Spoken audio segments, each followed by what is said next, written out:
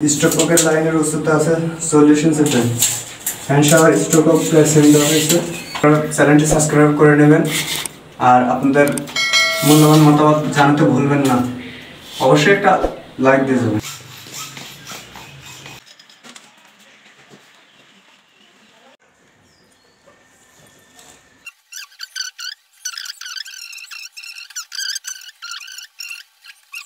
আমাদের পাইপগুলো ফিটিং হয়ে গেছে। তো কতটুকু মেজারমেন্টে কোনটা কতটুকু মেজারমেন্টের লাইনগুলো করলাম, পয়েন্টগুলো রাখা হয়েছে, সেগুলো আজকে আপনাদের দেখাই। একটু মেপে দেবে। প্রথমে বাথরুমের আয়তনটা দেখাই। দৈর্ঘ্যটা, এর দৈর্ঘ্য হচ্ছে 60 ফিট 4 ইঞ্চি আর প্রস্থ হচ্ছে 5 ফিট 2 ইঞ্চি। আর প্যানবাটির গোসলের জায়গাতে উচ্চতা হচ্ছে 7 ফিট 2 ইঞ্চি।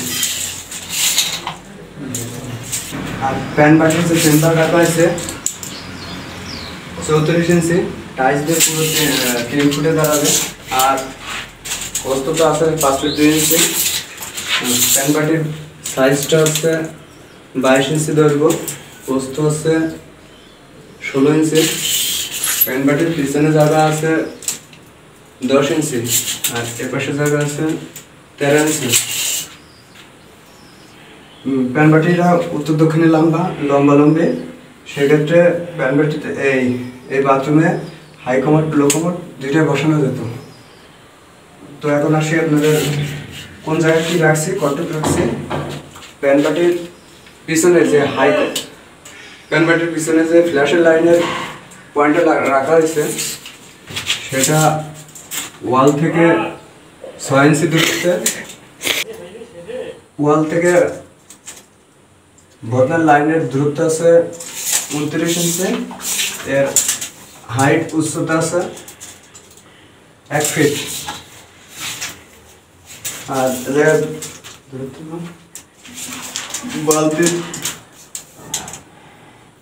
বালতির ট্যাবের উচ্চতা আছে 29 ইঞ্চি, দুইটা সেম।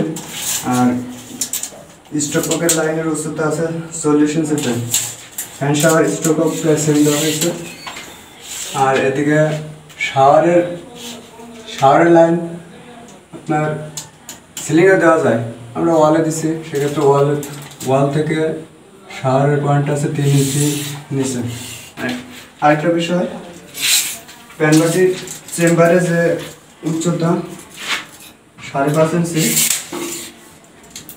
আর প্যানবাটির ঢালাইয়ের পরে যে গ্যাপটা আছে টাইসেজনের সেটা 1.5 ইঞ্চি। প্যানবাটির উপর থেকে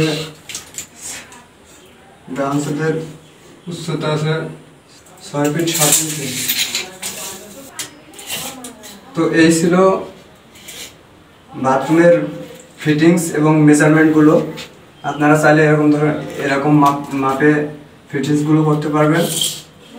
তো ভিডিওটা ভালো লাগলে অবশ্যই চ্যানেলটি সাবস্ক্রাইব করে নেবেন আর আপনাদের মূল্যবান মতামত জানাতে ভুলবেন না। অবশ্যই একটা লাইক দিয়ে যাবেন।